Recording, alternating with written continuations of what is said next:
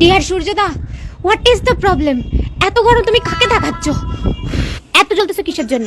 না মানে এতটা তো আমি আমার এক্সের জন্য জ্বলি নাই যতটা তুমি আমাকে জ্বলাচ্ছ।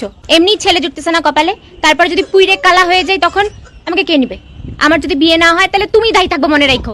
কয়েকদিন পর না আধার কার্ডের সাথে আমার সেলফি দুইটাই ম্যাচ হয়ে যাবে। পুইরা কাইল্লা কুষ্টা।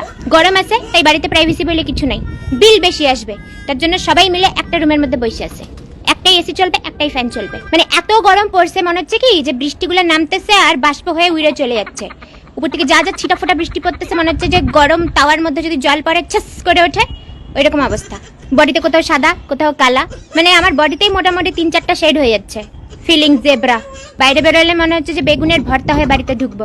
সূর্যদা বলতেছি কি মানে প্রেমেও আমি অত ছাকা খাই নাই, কালকে স্কুটারে বসার পর যতটা ছাকা খাইছি। স্কুটারটা বাইরে রোদরে রাখা ছিল, বসার পর মনে হচ্ছে কি পিছনটা ইস্তারি হয়ে গেছে। একটা ফ্যান দিয়ে আমার হচ্ছে না, আমার মানে চারদিক দিয়ে 4টা ফ্যান সেট করতে হবে, কারণ ফ্যানের হয়তো গায়ে লাগতেছে না। নেতা জামা কাপড় পরতেছি, একটাও ভালো জামা কাপড় পরতে পারতেছি না গরমের চোটে। এত কোল্ড ড্রিঙ্কস খাইও বডি কোল্ড হচ্ছে না, এক্সট্রা করলে শুধু আমার বডির মধ্যে লস্যি আর আখের জুসি দেখতে পাবা। না না, এই গরমে আর পারা যাবে না, যা চুল টুল আছে ওটা কাইটে টাকলা হয়ে যাবো ভাবতেছি। লোকজনদের চুল খোলা দেখে আমারই গরম লাগতেছে। প্লিজ 5-6 ডিগ্রি একটু কমাও, একটু তো ডিসকাউন্ট করো।